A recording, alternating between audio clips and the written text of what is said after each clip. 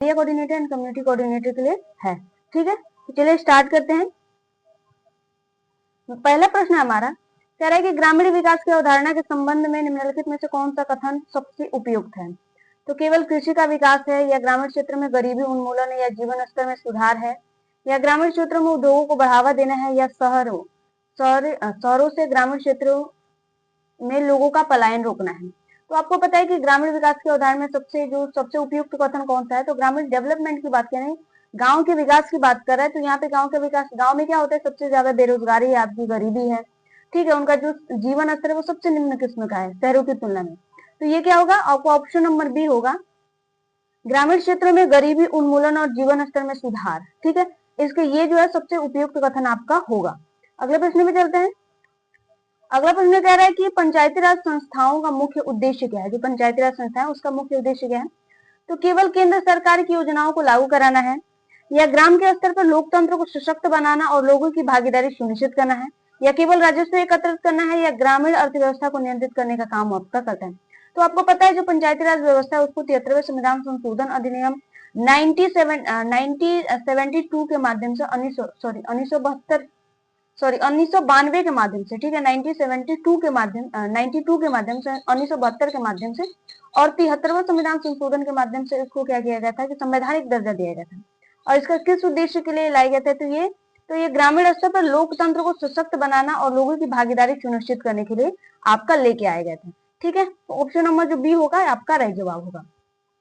अगला प्रश्न कह रहा है कि मनरेगा के तहत एक वित्तीय वर्ष में कितने दिनों की रोजगार की कानून की गारंटी दी जाती है? तो आपको पता है कि मनरेगा के तहत आपको 100 दिनों की गारंटी दी जाती है। कितने दिनों की दी जाती है? तो 100 दिनों की रोजगार की गारंटी आपको मिलती है। अगला प्रश्न कह रहा है कि दीनदयाल अंत्योदय योजना राष्ट्रीय ग्रामीण आजीविका मिशन का मुख्य फोकस क्या है? यानी इसका मेन फोकस किस पर होता है आपका? तो ग्रामीण सड़कों के निर्माण पे होता है, ग्रामीण परिवारों की 100 दिन की रोजगार की गारंटी पे होता है, या स्वयं सहायता समूह के माध्यम से गरीब परिवारों को सशक्त बनाने पे होता है, या ग्रामीण क्षेत्र में शिक्षा को बढ़ावा देने के लिए किया जाता है। तो आपको पता है जो दीनदयाल अंत्योदय योजना है ये सेल्फ हेल्प ग्रुप्स के माध्यम से मिलकर क्या करता है? ग्रामीण गरीबी को दूर करने का प्रयास करता है। ठीक है, तो ऑप्शन नंबर तीसरा होगा, स्वयं सहायता समूह के माध्यम से ग्रामीण परिवारों को सशक्त बनाने का काम इसमें किया जाता है। ठीक है, तो ऑप्शन नंबर जो 4 होगा इसका राइट जवाब होगा। तीसरा अगला प्रश्न कह रहा है कि प्रधानमंत्री आवास योजना ग्रामीण किस लक्ष्य समूह को पक्का मकान उपलब्ध कराने पर केंद्रित है? किस लक्ष्य समूह को पक्का मकान उपलब्ध कराया जाता है? किसके माध्यम से किसको कराया जाता है? ठीक है, प्रधानमंत्री आवास योजना में किसको लाभ मिलता है? बेसिक सी बात है। कह रहा है कि केवल अनुसूचित जाति या जनजाति के परिवार को, या गरीबी रेखा से बीपीएल नीचे बीपीएल के सभी ग्रामीण परिवारों को, या बेघर या कच्चे पुराने मकान में रहने वाले ग्रामीण परिवारों को, या केवल विकलांग व्यक्तियों को इसका लाभ मिलता है। तो आपको पता है जो प्रधानमंत्री आवास योजना ग्रामीण है उसके तहत वैसे परिवार है जिनके पास घर उपलब्ध नहीं है, यानी कच्चे मकान में रहते हैं, उनको क्या किया जाएगा? घर प्रोवाइड कराया जाता है। यानी बेघर या कच्चे पुराने मकान में रहने वाले ग्रामीण परिवारों को आपको क्या किया जाएगा? उनको फंड प्रोवाइड कराया जाता है यहाँ पे। ठीक है, अगले प्रश्न में चलते हैं। अगला प्रश्न कह रहा है कि पीएम किसान यानी प्रधानमंत्री किसान सम्मान निधि योजना का मुख्य लाभ क्या है? आपका जो पीएम किसान सम्मान निधि योजना है, आपको पता है इसके तहत जो 6,000 रुपए मिलते हैं 3 दिन किस्तों में, तो उसका मुख्य लाभ क्या है? तो किसानों को कृषि उपकरण पर सब्सिडी देना है, या किसानों को सीधे आय सहायता प्रदान करना है, या कृषि ऋण माफ करना है, या फसल बीमा प्रदान करना है। तो ये आपको क्या करता है? 6,000 रुपए आपको मिलता है। तो यानी ऑप्शन नंबर बी होगा, किसानों को सीधे आय सहायता प्रदान करने का काम आपका किया जाता है। ठीक है, साथ साथ में आप लोग भी क्वेश्चन करते हुए चलिए ताकि पता चले कि आप क्वेश्चन को कर पा रहे हैं या नहीं कर पा रहे। और क्लास को एक बार शेयर जरूर कर दीजिएगा ताकि जितने भी स्टूडेंट हैं जिनको अभी तक क्लास का पता नहीं है उनको भी पता चल जाए। ठीक है, और वो भी इससे लाभ ले सके। चलिए, अगला कह रहा है कि जीविका का पूर्ण रूप क्या है जो बिहार में ग्रामीण आजीविका को बढ़ावा देने का काम आपका करती है? तो ज्वाइंट विलेज में किसान आजीविका है, या बिहार ग्रामीण जीविकोपार्जन प्रोत्साहन यानी Bihar rural livelihood promotion society है, या जीविका विकास कार्यक्रम है, या ग्रामीण विकास योजना होती है। तो आपको फिर बताइए कि जीविका का पूर्ण रूप क्या है? तो बिहार जीविकोपार्जन ग्रामीण जीविकोपार्जन प्रोत्साहन समिति होती है। ठीक है, तो ऑप्शन नंबर जो बी होगा इसका राइट जवाब होगा। अगला प्रश्न कह रहा है कि स्वयं सहायता समूहों की विशेषता क्या है? ठीक है, सेल्फ हेल्प ग्रुप्स का फीचर पूछ रहा है क्या है? तो समूह के सदस्यों के बीच नियमित बचत और आंतरिक ऋण है, या केवल सरकार से ऋण है, या केवल कृषि गतिविधियां हैं, या 50 से अधिक सदस्यों का होना है। ठीक है, तो ये क्या होगा, इसकी मुख्य विशेषता क्या है, इन तीनों में ये तीनों नहीं है इसकी विशेषता। और पहला आपका है समूह के सदस्यों के बीच नियमित बचत और आंतरिक निर्णय, जो पंचसूत्र का सिद्धांत है वो यही दोनों है इसमें। ठीक है, दो इसमें है। ठीक है, तो ऑप्शन नंबर ए जो होगा इसका राइट जवाब होगा। अगला प्रश्न कह रहा है कि ग्राम संगठन का मुख्य कार्य यानी विलेज ऑर्गेनाइजेशन का मुख्य कार्य क्या है। तो केवल सरकार को रिपोर्ट भेजना होता है, या एक गांव के सभी स्वयं सहायता समूह की निगरानी, सहायता और वित्तीय समावेशन में मदद करना होता है, या सरकारी कर्मचारियों को वेतन देना होता है, या ग्रामीण सड़कों का निर्माण करना होता है। तो आपको भी पता है कि ग्राम संगठन का मुख्य काम क्या होता है, तो वो क्या करता है आपका विलेज ऑर्गेनाइजेशन का मुख्य काम क्या होता है, तो स्वयं सहायता समूह की निगरानी, सहायता और वित्तीय समावेशन में मदद करने का काम ये आपका करता है। ठीक है, तो ऑप्शन नंबर जो बी होगा यहाँ पे इसका राइट जवाब होगा। कह रहा है कि क्लस्टर स्तरीय संघ यानी क्लस्टर लेवल फेडरेशन के गठन में न्यूनतम कितने ग्राम संगठनों की आवश्यकता होती है, यानी न्यूनतम की बात कर रहे हैं, यानी कम से कम कितने ग्राम संगठन इसमें हो सकते हैं। अधिकतम नहीं पूछ रहा है, न्यूनतम पूछ रहा है, ये ध्यान रखना है। तो 2 होंगे, 3 होंगे, 5 होंगे या 10 होंगे। तो न्यूनतम कम से कम 5 जो है ग्राम संगठन मिलकर क्या करते हैं आपका क्लस्टर लेवल फेडरेशन का निर्माण करते हैं। और अधिकतम कितने हो सकते हैं आपको कमेंट में बताना है। ठीक है, क्लासेस में आपने देखा ही अधिकतम कितने होते हैं, तो कमेंट में जरूर बताइए अधिकतम संख्या इनकी कितनी होती है। अगला प्रश्न कह रहा है कि DAY NRLM का मुख्य उद्देश्य क्या है आपका। तो ग्रामीण युवाओं को केवल सरकारी नौकरी देना है, या ग्रामीण क्षेत्र में केवल सड़क बनाना है, या ग्रामीण गरीब परिवारों को संगठित कर उनकी आय में निरंतर वृद्धि करना है, या शहरों में पलायन को बढ़ावा देना होता है। तो आपको भी पता है कि जो NRLM है वो क्या करता है, तो ग्रामीण गरीब परिवारों को संगठित करता है और उनकी आय में निरंतर वृद्धि करने का प्रयास करता है। और ये करता है स्वयं सहायता समूह के माध्यम से, विलेज ऑर्गेनाइजेशन और क्लस्टर लेवल फेडरेशन के माध्यम से ये काम आपका करता है, मेनली स्वयं सहायता समूह के माध्यम से करता है। ठीक है, अगला प्रश्न कह रहा है कि DAY NRLM योजना के तहत सामुदायिक निवेश कोष यानी CIF का उपयोग किसके लिए किया जाता है। आपका जो CIF जो फंड है, आपको पता है कि CIF का उपयोग किस लिए किया जाता है, तो केवल स्कूल गांव के स्कूलों के निर्माण के लिए होता है, या स्वयं सहायता समूह और उनके संगठनों की उनकी आजीविका गतिविधियों के लिए होता है, या सरकारी कर्मचारी के वेतन के लिए होता है, या कृषि के लिए मुफ्त बिजली देने के लिए होता है। तो आपको भी पता है जो स्वयं सहायता समूह होता है वो इस फंड का यूज करता है व्यापक करते हैं, और ये फंड जो होता है बड़े स्तर पे फंड होता है, ज्यादा पैसा होता है इसमें। ठीक है, आपको पता है कि एक रिवॉल्विंग फंड होता है और एक CIF फंड होता है, दोनों किसको मिलता है, सेल्फ हेल्प ग्रुप्स को मिलता है। तो स्वयं सहायता समूह और उनके संगठनों को उनकी आजीविका गतिविधियों के लिए पैसा मिलता है। और ये जैसे मान लीजिए कि बड़े स्तर पे पैसा मिलता है, ये 50,000 से आपका स्टार्ट होता है और 1 लाख या 1.5 लाख तक जाता है आपका। ठीक है, और जो रिवॉल्विंग फंड होता है उसमें कम से कम 10 से लेकर 30,000 के बीच उसमें पैसा मिलता है आपको। ठीक है, अगला प्रश्न कह रहा है कि स्वयं सहायता समूह में आमतौर पर कितनी महिला सदस्य होते हैं। तो 3 से 5, 5 से 10, 10 से 15 या 10 से 20 या 20 से अधिक। तो आपको भी पता है स्वयं सहायता समूह में कितने मेंबर्स होते हैं, कम से कम 10 से 20 मेंबर्स होने चाहिए। ठीक है, और ये अधिक आपका 10 से 15 ज्यादातर होता है और 10 से 20 भी हो सकता है, कभी कभी 10 से 25 तक भी जाता है। ठीक है, तो इसको ध्यान रखना है। अगला प्रश्न कह रहा है कि स्वयं सहायता समूह की पंचसूत्र यानी 5 प्रिंसिपल में निम्नलिखित में से कौन शामिल नहीं है। यहाँ पे कह रहा है कि पंचसूत्र में कौन शामिल नहीं है। तो साप्ताहिक बैठक है, केवल सरकारी अनुदान पर निर्भरता है, नियमित बचत है, नियमित आंतरिक ऋण और चुकौती दर यानी रेगुलर लैंडिंग एंड रिपेमेंट है। तो यहाँ पे कौन सा शामिल नहीं है, तो ये आपका शामिल होता है, ये भी आपका शामिल है पंचसूत्र में, और ये भी शामिल है, लेकिन ये आपका शामिल नहीं है, सरकारी अनुदान पर निर्भरता आपका शामिल नहीं है, यानी ऑप्शन नंबर बी यहाँ पे आपका राइट जवाब होगा। ठीक है, अगले प्रश्न में चले। यहाँ पे कह रहा है कि स्वयं सहायता समूह के गठन के बाद बैंक से ऋण प्राप्त करने के लिए स्वयं सहायता समूह को कौन सा ऋण दिया जाता है।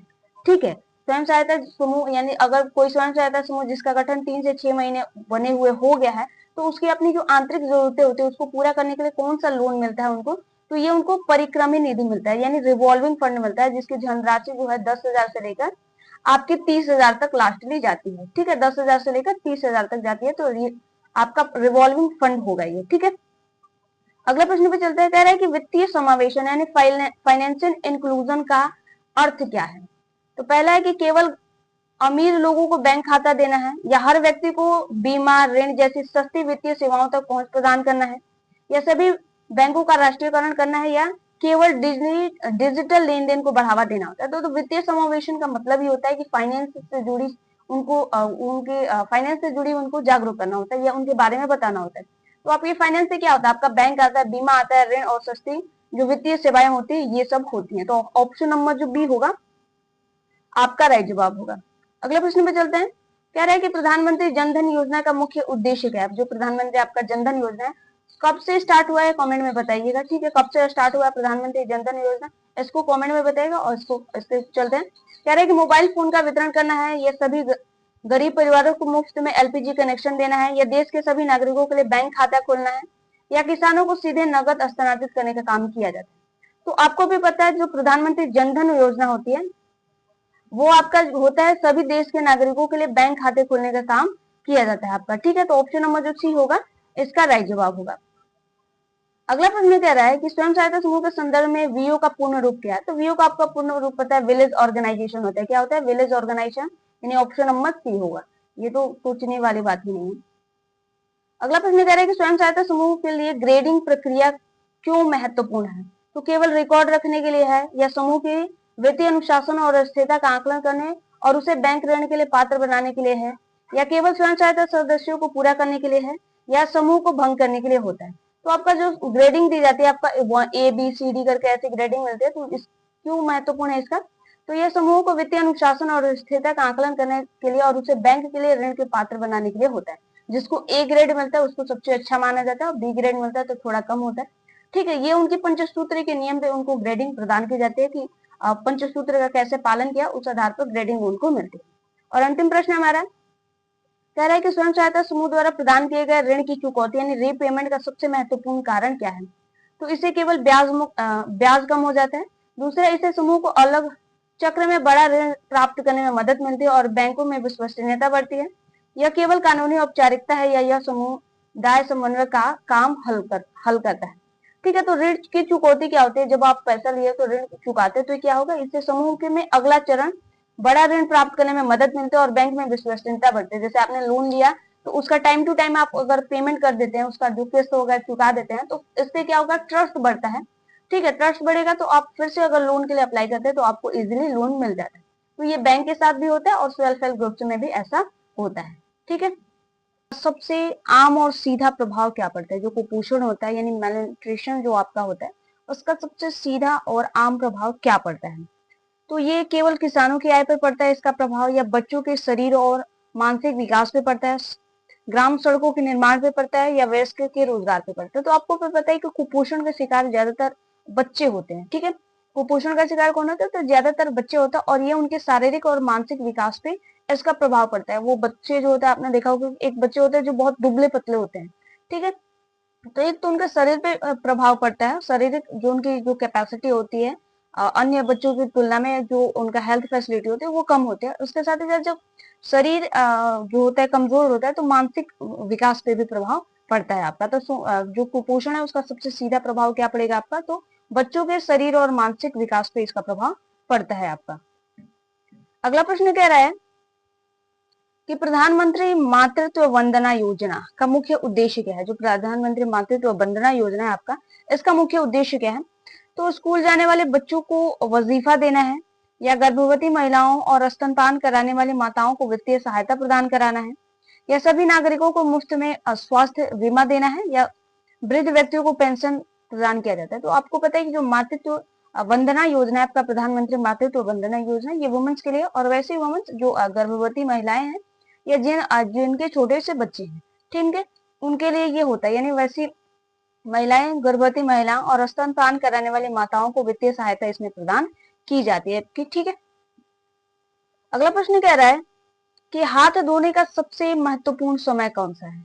हाथ धोने का सबसे महत्वपूर्ण समय कौन सा है, तो केवल सुबह उठने के बाद है, या केवल खाना खाने के बाद है, या शौचालय का उपयोग करने के बाद, और खाना बनाने और खाने से पहले, और कह रहा है कि केवल रात को सोने से पहले। तो खाना जो हाथ धोने का तो वैसे कोई इंपॉर्टेंट समय नहीं होता, लेकिन कुछ कुछ प्लेसेस पे कंपल्सरी होता है हाथ धोना।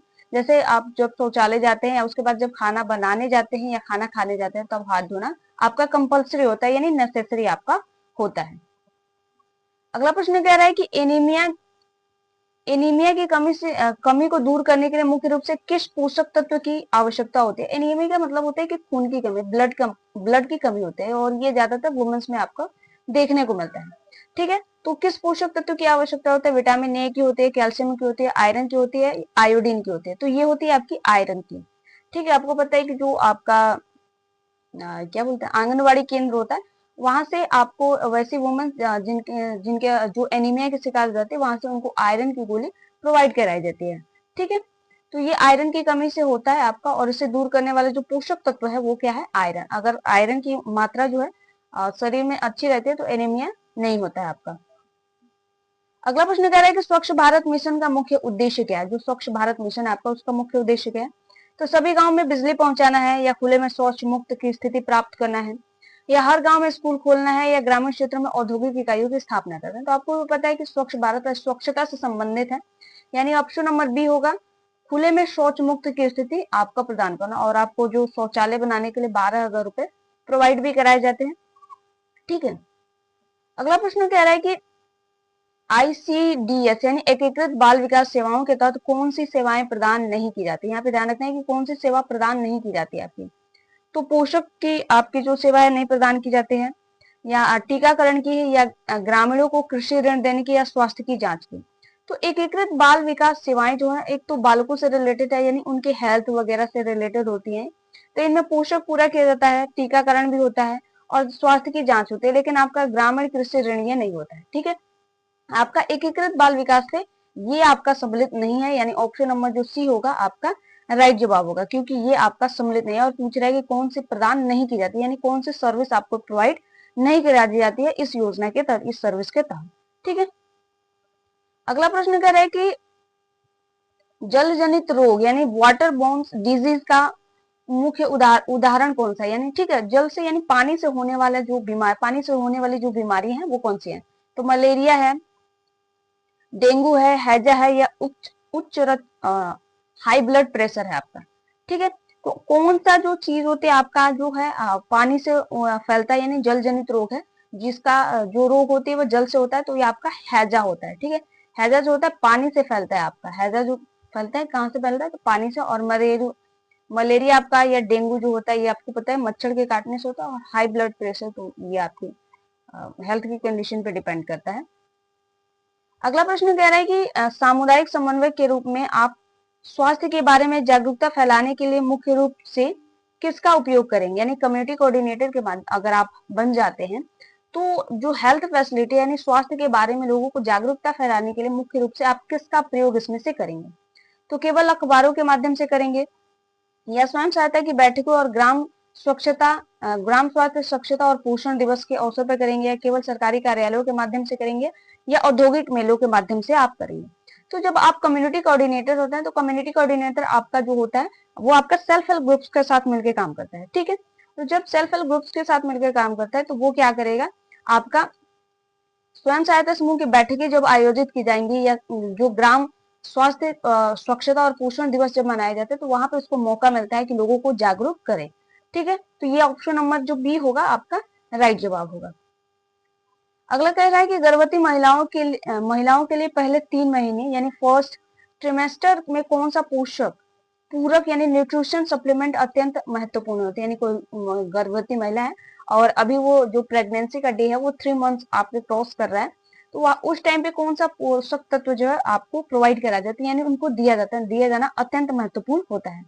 तो विटामिन B12 होता है, फोलिक एसिड होता है, विटामिन डी होता है, या कैल्शियम होता है। तो ये जो होता है उनको फोलिक एसिड प्रोवाइड कराया जाता है। ठीक है, कौन सा एसिड प्रोवाइड करा कौन सी जो पोषक तत्व दिया जाता है, तो फोलिक एसिड इनको उनको प्रोवाइड कराया जाता है। अगला प्रश्न कह रहा है कि कोविड-19 महामारी के दौरान सामुदायिक स्तर पर रोकथाम का सबसे प्रभावी तरीका क्या था, यानी कम्युनिटी स्तर पे क्या उस टाइम पे अपनाया गया था, ये पूछ रहा है। ठीक है, वर्तमान में नहीं पूछ रहा, उस टाइम पे क्या किया गया था और उस जो बीमारी थी कोविड-19 महामारी उसको रोकने के लिए। तो केवल दवाई वितरित करना, या केवल घर में बंद रहना, या मास्क पहनना, शारीरिक दूरी बनाए रखना, और बार बार हाथ धोना, या गांव में बड़े आयोजन करना। तो आपको भी पता है कि ये बार बार हाथ धोना, ठीक है, शारीरिक दूरी बनाए रखना, और जो है मास्क वगैरह पहना जाता था क्या कि जो है कोरोना महामारी आपका ना फैले। ठीक है, अगला प्रश्न कह रहा है कि स्वयं सहायता समूह द्वारा कृषि में आजीविका संवर्धन के लिए कौन सी गतिविधि अपनाई जाती है, अपनी यानी सेल्फ हेल्प ग्रुप में कृषि में जो है रोजगार सृजन के लिए कौन सी गतिविधियां अपनाई जाती है। तो केवल सदस्यों के बीच पैसे बांटे जाते हैं, या सामूहिक रूप से बीज खाद खरीदना और आधुनिक कृषि उपकरण किराए पर लेना, या केवल गांव में कपड़े बेचना होता है, या सरकारी कार्यालयों का निर्माण करना। तो जो आजीविका संवर्धन के लिए यानी जो है कृषि क्षेत्र के डेवलपमेंट के लिए क्या किया जाता है, तो आपका ऑप्शन नंबर बी होगा, समूह सामूहिक रूप से उनको बीज वगैरह वितरित किए जाते हैं, खाद वगैरह खरीदने के लिए जो है फैसिलिटी प्रोवाइड की जाती है, जैसे ऋण वगैरह दिए जाते हैं।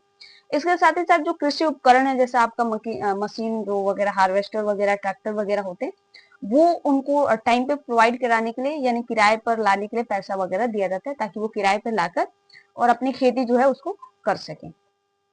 अगला कह रहा है कि पशु पालन से संबंधित मुख्य आजीविका गतिविधियां क्या है, यानी आपके पशुपालन में क्या सम्मिलित होता है, आजीविका में क्या आता है आपका। तो हस्तशिल्प बनाना है, या डेयरी दुग्ध उत्पादन और बकरी पालन है, लघु उद्योग की स्थापना है, या मनरेगा में काम करना है। तो आपको पता है कि बकरी पालन वगैरह जो है, डेयरी पशुपालन जो है आपका डेयरी में आता है, यानी गाय भैंस पालना या बकरी पालना, ये आपकी पशुपालन में इसको सम्मिलित किया जाता है आपका। अगला कह रहा है कि सिस्टम ऑफ राइट्स इंटेंसिफिकेशन तकनीकी का मुख्य लाभ क्या है आपका। तो अधिक पानी का उपयोग करना है, केवल रासायनिक खाद का उपयोग करना है, या कम पानी और कम बीज का उपयोग करके धान की उपज को बढ़ाना है, या फसल को जल्दी खराब करना है। तो और राइस की बात कर रहा है, यानी चावल की बात कर रहा है, तो चावल का आपका जो खेती वगैरह होती है उसमें आपको पता है कि पानी वगैरह की मात्रा जो होती है ज्यादा लगती है, और जो बीज की गुणवत्ता होती है वो उन सारी चीजों पर फोकस किया जाता है, यानी कम पानी और कम बीज का उपयोग करके धान की उपज को बढ़ाने की बात की जाती है, यानी कम पैसे में ज्यादा उपज निकल जाए, किसानों को कम मेहनत भी करना पड़े, और जो संसाधनों का कम उपयोग करके अच्छी उपज प्राप्त करने की बात कर रहा है, ठीक है। अगला कह रहा है कि किसानों को उनकी उपज का सही मूल्य दिलाने के लिए एनआरएलएम यानी DAY एनआरएलएम जो आपका राष्ट्रीय आजीविका मिशन है, इसके तहत किस संरचना को बढ़ावा दिया जाता है। तो केवल सरकारी गोदाम को, उत्पादन समूह या उत्पादक कंपनी को, या निजी कमीशन एक्ट को, या स्थानीय बाजारों को दिया जाता है। तो ये आपका दिया जाता है प्रोड्यूसर ग्रुप या कंपनी को दिया जाता है, ठीक है।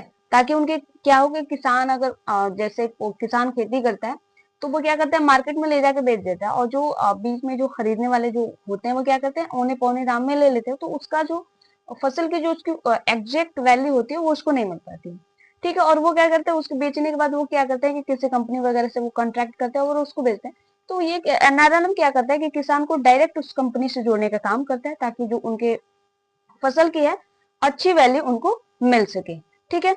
अगला कह रहा है कि वर्मी कंपोस्ट का सबसे बड़ा फायदा क्या है। वर्मी कंपोस्ट जो होता है उसका सबसे बड़ा फायदा क्या है, तो ये बहुत महंगा है, या पौधों के लिए पोषक तत्वों से भरपूर जैविक खाद है, या केवल मिट्टी को खराब करता है, या इसका उत्पादन बहुत कठिन है। तो आपको पता है जो वर्मी खाद होता है इसके क्या होता है कि पोषक जो पौधे वगैरह होते हैं उनके पोषक तत्वों के लिए ये भरपूर जैविक खाद है। यानी जो जैविक खाद आपको क्या होता है कि जैसे मवेशी मल जो होता है, ठीक है, उसका जैसे गोबर वगैरह हो गया, या आपके घर से जो सब्जियां वगैरह के छिलके वगैरह जो निकलते हैं पत्ते वगैरह से, उनको कंपोस्ट करके बनाया जाता है, उनको खाद बनाया जाता है। तो ये जो होता है उसमें पोषक तत्व की जो मात्रा होती है बहुत ज्यादा होती है, ठीक है। अगला प्रश्न कह रहा है कि दीनदयाल उपाध्याय ग्रामीण कौशल योजना का मुख्य लक्ष्य क्या है, यानी मेन जो टारगेट है इसका क्या है। तो ग्रामीण युवाओं को बिना प्रशिक्षण के रोजगार देना है, या ग्रामीण गरीब युवाओं को प्रशिक्षित कर उन्हें वेतन आधारित रोजगार देना है, या केवल गांव में सड़क बनवाना है, या व्यक्तियों को पेंशन देना है। तो आपका जो ग्रामीण दीनदयाल उपाध्याय जो आपका योजना है, कौशल योजना है, उसका जो मेन टारगेट होता है वो क्या होता है कि गांव के जो गरीब युवा हैं, ठीक है, उनको ट्रेनिंग देना, उनको ट्रेनिंग प्रोवाइड कराना, ठीक है। जैसे मार्केट में जो जॉब है उसके अनुसार उनको ट्रेन किया जाता है, और ताकि वो क्या करे कि अच्छी जो वेतन आधारित रोजगार है उनको मिल सके, जो अच्छी जॉब है मार्केट में उनको प्रोवाइड हो सके। अगला कह रहा है कि बाजार संपर्क यानी मार्केट लिंकेज का क्या अर्थ है। तो केवल गांव के अंदर चीजें बेचना है, या उत्पादों को सीधे उपभोक्ता और बड़े बाजारों से जोड़ना है, या गांव में बाजार को बंद कर देना है, या बिचौलियों पर निर्भरता है। तो आपको पता है कि मार्केट संपर्क यानी मार्केट लिंकेज का मतलब होता है कि जो व्यापारी है या जो उत्पादन करता है वो डायरेक्ट मार्केट से जुड़े, ठीक है, मार्केट से जुड़े, यानी उत्पादकों को सीधे उपभोक्ता और बड़े बाजारों से जोड़ने का काम इसमें किया जाता है, ठीक है। अगला कह रहा है कि कृषि जलवायु स्मार्ट कृषि यानी क्लाइमेट स्मार्ट एग्रीकल्चर का क्या अर्थ है। तो केवल अत्यधिक वर्षा वाली फसलों को उगाना है, या बदलते जलवायु के अनुकूल कृषि पद्धतियों को अपनाना है, या कृषि में किसी भी नई तकनीक का उपयोग करना है, या कृषि में बड़े बाधाओं का निर्माण करना है। तो जो स्मार्ट कृषि होते हैं, जलवायु कृषि क्या होते हैं, बदलते जलवायु के अनुकूल पद्धतियों को अपनाना, यानी जैसे जैसे क्लाइमेट चेंज हो रहा है, जैसे जैसे मौसम चेंज हो रहा है, वैसे वैसे खेती की तकनीकों में भी परिवर्तन किया जाना चाहिए। कह रहा है कि मछली पालन संबंधित महत्वपूर्ण आजीविका गतिविधि क्या है। तो मछली पालन आपको पता है कि ये क्या होता है, तालाबों या में मत्स्य बीज डालना और मछली बेचना है, आपका मछली पालन के अंतर्गत आता है। ठीक है, और अंतिम प्रश्न हमारा कह रहा है कि स्वयं सहायता समूह के सदस्यों द्वारा आजीविका संवर्धन के लिए लिया गया ऋण किस प्रकार का होना चाहिए। तो केवल व्यक्तिगत उपभोग के लिए होना चाहिए, उत्पाद जिसमें भविष्य में आय उत्पन्न हो सके, या अनुत्पादक जैसे शादी की खर्च या बिना किसी चुकौती के।